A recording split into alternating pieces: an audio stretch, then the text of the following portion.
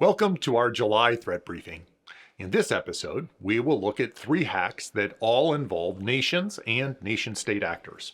And we're going to be able to see some useful patterns that will help us as defenders to harden our defenses and protect what is most important. Our first story involves a medical device manufacturer and an Iranian-aligned hacking team.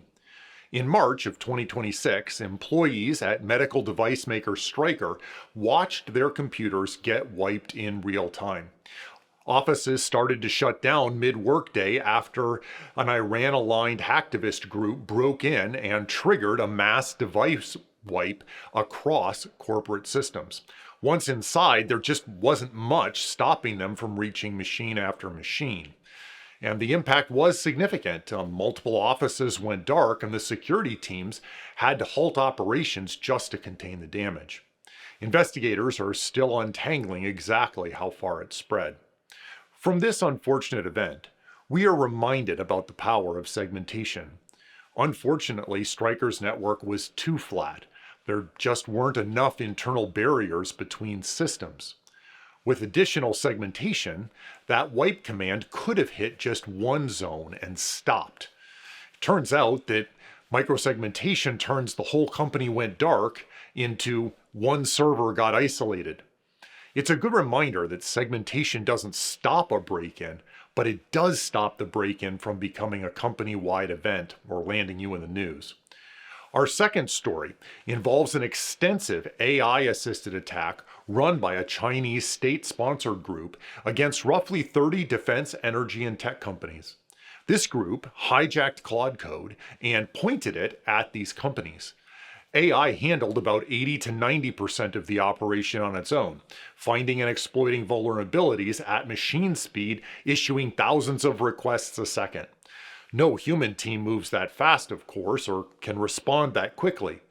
This was one of the first large-scale attacks run mostly without a human in the loop. And it's a preview of what's coming at every organization deploying AI agents, and so therefore worthy of our time to think through it. First, how did they get the AI to cooperate? Well, they just told it they were legitimate security researchers running an authorized test. The AI didn't verify anything, it didn't raise a red flag, it just took action. And it points out that organizations need controls on agents that the agents can't bypass. AI agents need hard checks on claimed authorization and systems watching for behavior and comparing it against approved actions. It turns out that zero trust matters for AI too. Our third story involves one attacker, 2 AI coding assistants, 9 government agencies, and 195 million taxpayer records. Between December 25 and February 26, an attacker used Claude Code and GPT 4.1 to breach Mexico's federal tax authority, its electoral institute, and civil registries. He simply told the AI he was running an authorized bug bounty. The AI executed roughly 75% of the actual attack commands, about 5,000 of them, and he ultimately extracted 195 million taxpayer records and 220 million civil records. All total, over 150 gigabytes of data, including health records and domestic violence victim data. All gone. The systems were unpatched, sure, but the real failure was access. Little segmentation existed between agencies. There weren't limits on how much one compromised credential could touch, and nothing was watching for bulk data leaving the building. The AI didn't create the vulnerability. It just executed against it 10 times faster than a human could. So what do we learn? Well, that it's critically important to segment the network and to have inline controls that filter agentic activity.